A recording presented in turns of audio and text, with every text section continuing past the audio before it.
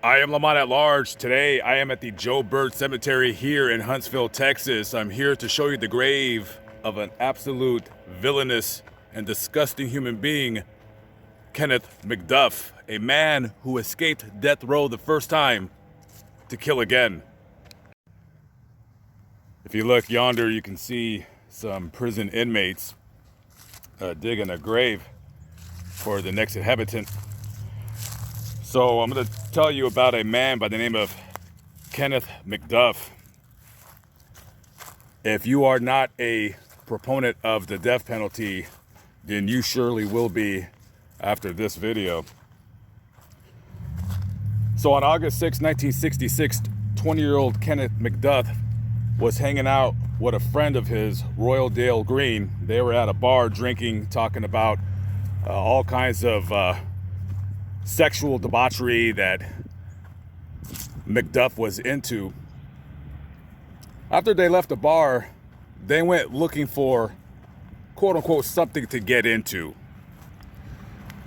So they driving around and they notice a car with 3 teenagers inside. 16-year-old Edna Louise Sullivan, her boyfriend, 17-year-old Robert Brand, and Robert's 15-year-old cousin, Mark Dunham. They pull up to the kids. McDuff pulls out his gun, a .38 Colt Special, and tells them all to get into the trunk of their car. At gunpoint, they climb into the trunk, shuts it, and he drives their car, with Green driving his. They go out to an abandoned field. He opens the trunk, he orders Edna to get out. And as the boys, according to Green's testimony, begged and pleaded for their lives as he shot them dead in the trunk. For some odd reason, he wasn't able to close the trunk, so he just backs the car up against a wooded area. Then he proceeds to brutally rape Edna Louise Sullivan. After he's finished with her, he sits on her chest and with a broomstick with all his strength, places it against her throat and proceeds to strangle her until she stops moving. Later the next day, McDuff's partner, Green, was so haunted by the murder that he called the police and he said, "Hey, my friend, Kenneth McDuff, he just killed 3 kids. He showed them where the bodies were. Police quickly apprehended him, arrested him. During his trial then,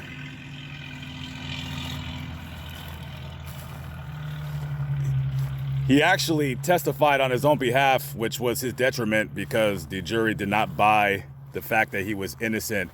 And a jury said in a newspaper article that he just looked like he just did not care. He didn't care what they did to him. So they convicted him of the 3 murders and they sentenced him to death in the electric chair. Now you think this story is over, right? Well, think again. So in 1987, there was a severe prison overcrowding problem here in Texas. And there was an agreement between the prison Parole board and the governor of Texas at the time that they had to clear out the prisons because there were several prisoners that were complaining about the overcrowded conditions. And of course, the ACLU, which they're not really here for us, they're really here for criminals. They filed several lawsuits in the courts, clogging it up. Finally, they just said, okay, let's just start releasing low-level prisoners.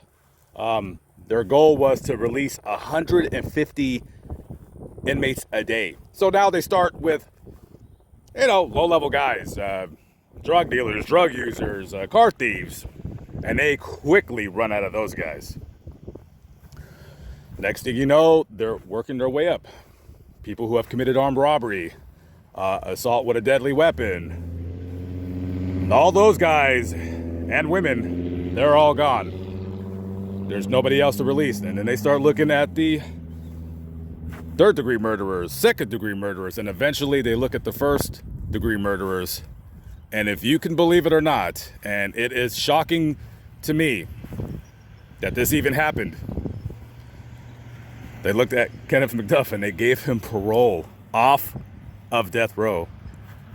Now, the reason why he was able to get parole off of death row was because in 1972, the Supreme Court ruled that the death penalty was cruel and unusual, and there was a moratorium halt to all executions in the country at that time. So if you were on death row and you got the death penalty, it was just commuted to life in prison. So he was serving life in prison at that time.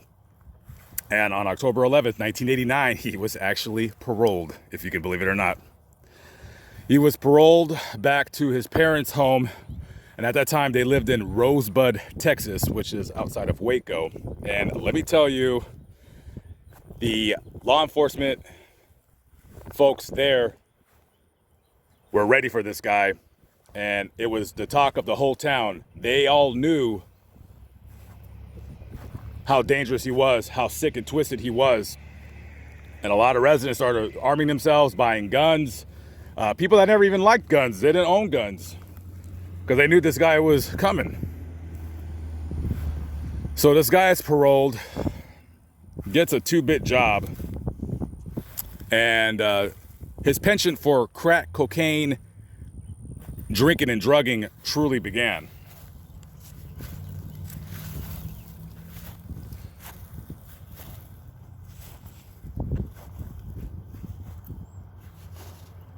So on first week of July 1990, McDuff is hanging around on Main Street there in Rosebud, and he sees some black kids just walking.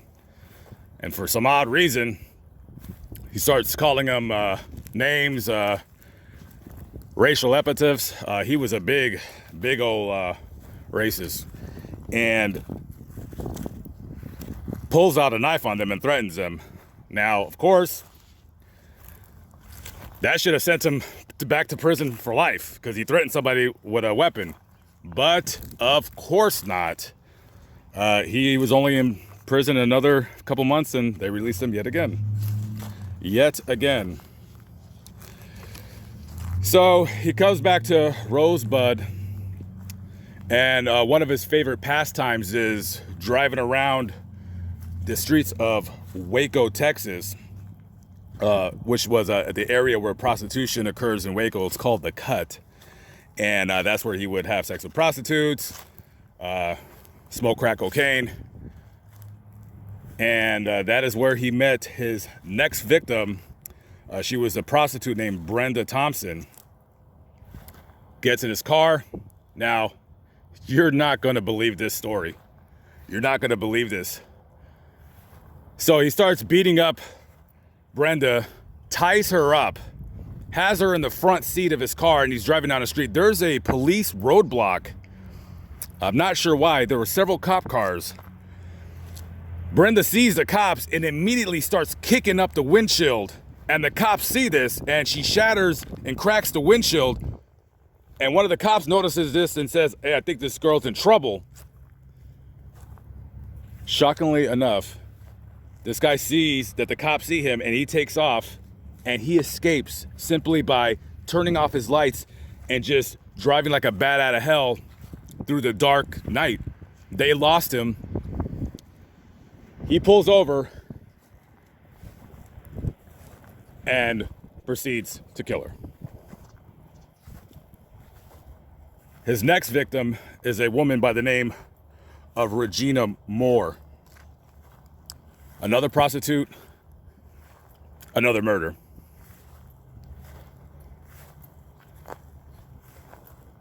The next murder him and his friend, Alva Hank Worley, they're cruising around Austin looking for trouble. And they see a woman by the name of Colleen Reed. At the time, she was an office worker, and she was at a car wash washing her car. And they proceed to pull up into the bay next to her. McDuff grabs her by the throat with one hand and shoves her into their car.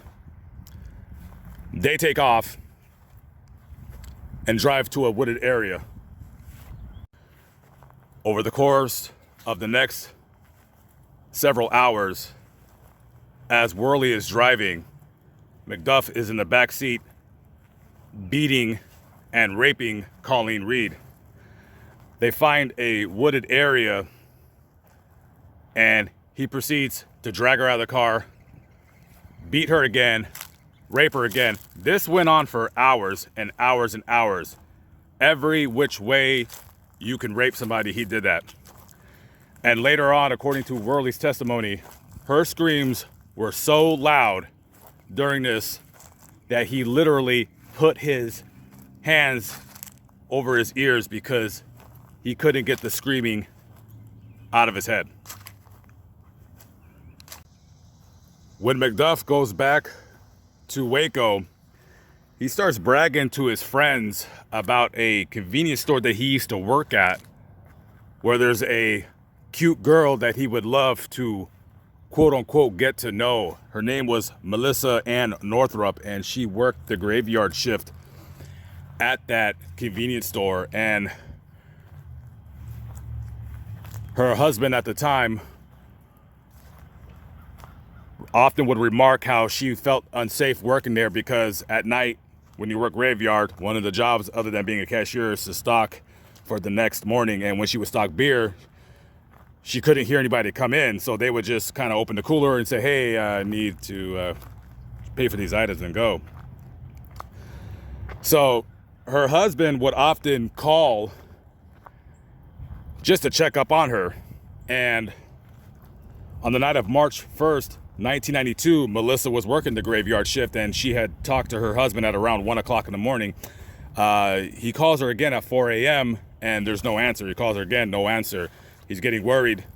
So he goes to the convenience store and she's gone. She's nowhere to be seen. He calls the police. The police start canvassing, start searching, and nothing. About a block away from the convenience store, they notice an abandoned car. They run the tags and it comes up to, guess who? Kenneth McDuff. The police quickly suspect that McDuff had something to do with their kidnap, and they put out an all points bulletin on him. Now, as the search was on for Melissa Ann Northrup and Kenneth McDuff, they had went to Belton, Texas to talk to the parents of McDuff. They said they did not know where he was, but the father, according to homicide detectives, has said, and I quote, "If you find him, you can kill him," unquote. They also contacted his friend, Alva Hank Worley, and he was standoffish with them. At the time, he was living at a very seedy motel, also in Belton, and he wasn't giving them any information.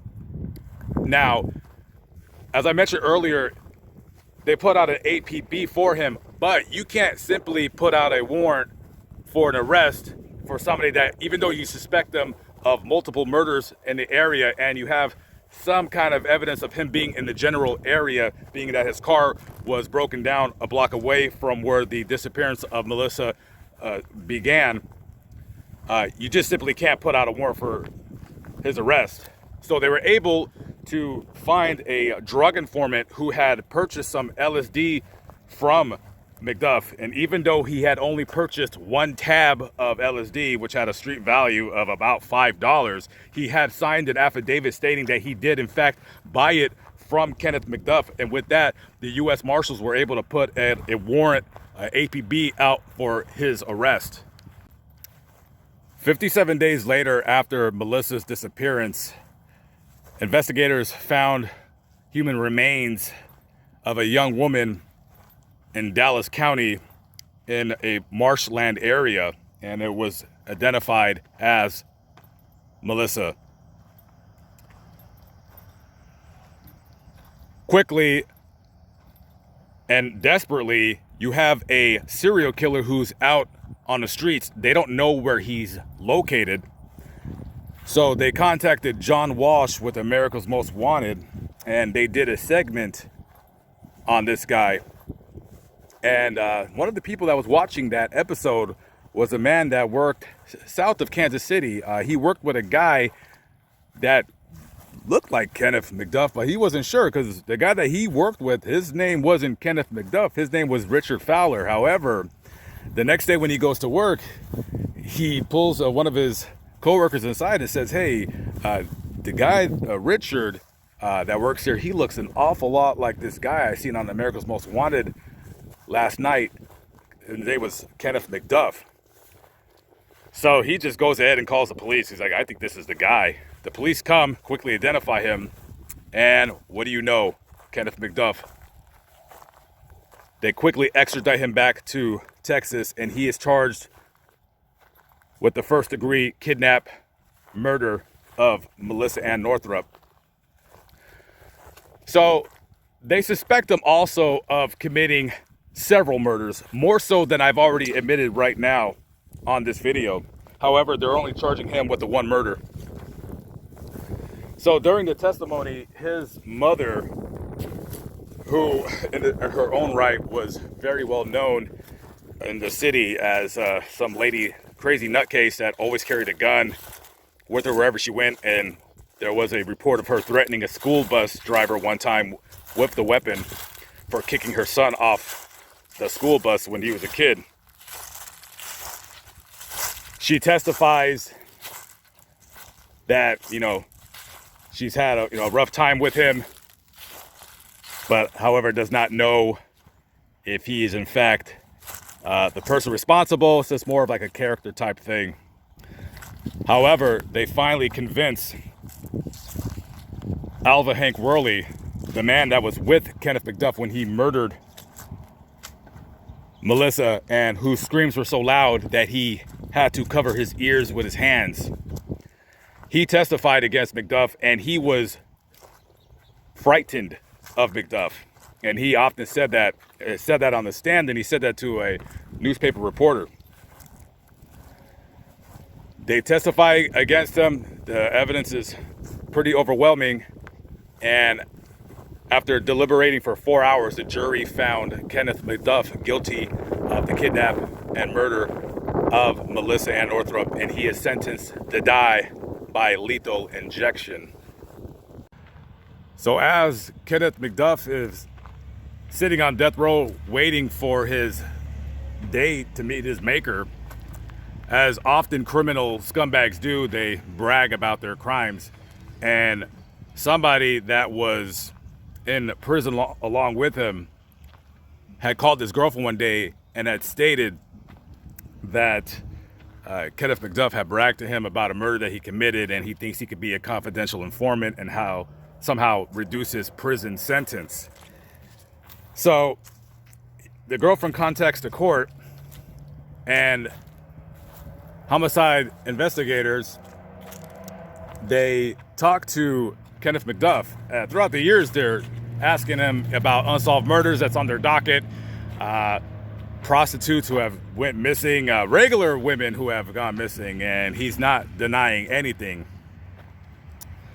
And finally, one day, after just grilling him, he agrees to show them where he put one of the bodies.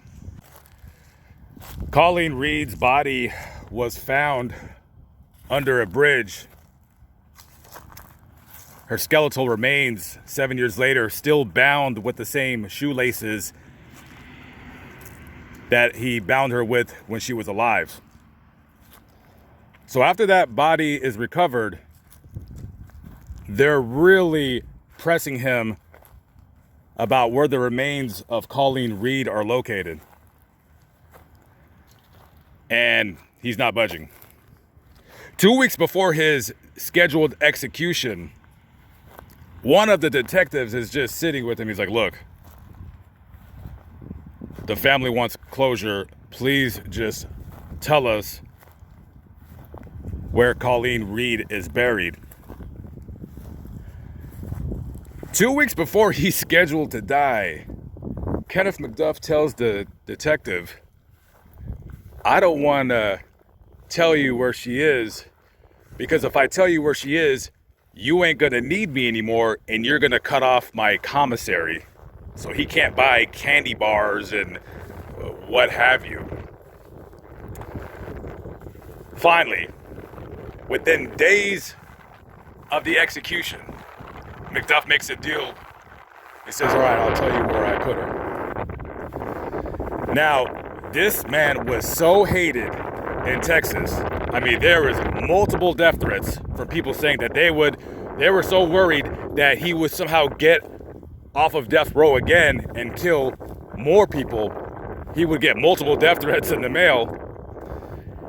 And so, I believe a few days before his execution, they secretly snuck him out of the prison, and there was all kinds of cars, security around him, making sure that nobody found out where he was going to be. They would be worried that someone within the police force maybe would tell somebody where he would be at, and they would kill him. So you had guys with rifles guarding this sick son of a bitch, guarding him like almost he's the president of the United States. And as the tractor is digging, memories kind of fade, but he told him, he said, move the tractor up about 5 feet, and she's right there.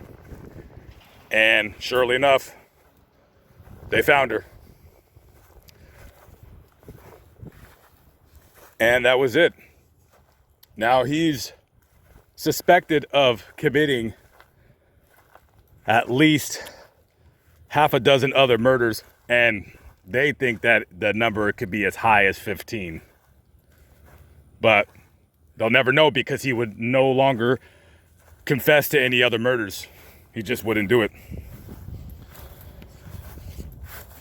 And on his execution date, one of the prison guards noticed that Kenneth McDuff looked awfully nervous. He noticed how the veins in his neck were bulging as they tied him down to the gurney, and started the process of finding a suitable vein, so they can give him the lethal injection. And his last words were, before he was executed on November 17th, 1998, just one day shy of 22 years ago to this day of the recording of this video. He was executed by lethal injection. His last words were, I'm ready to be released. Release me. And if you see this grave right here, there is no name right here. It is simply a death date with his prison number 999055. The EX before the number indicates that this inmate was executed, and this is the grave of the monster Kenneth McDuff. You talk about somebody that needed to be executed. This guy right here.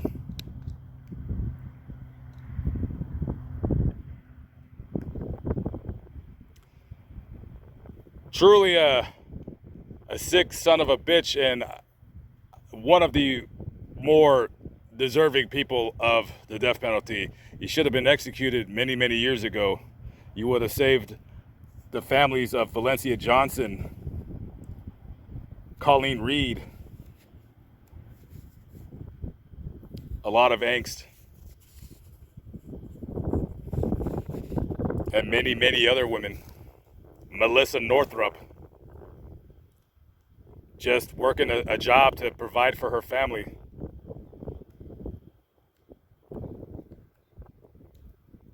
And You know, to tell a woman's kids your mother's never coming back, and to die in such a horrible way, truly a sick monster. And if there is a hell, this man is surely there, I can tell you right now. Payable on death.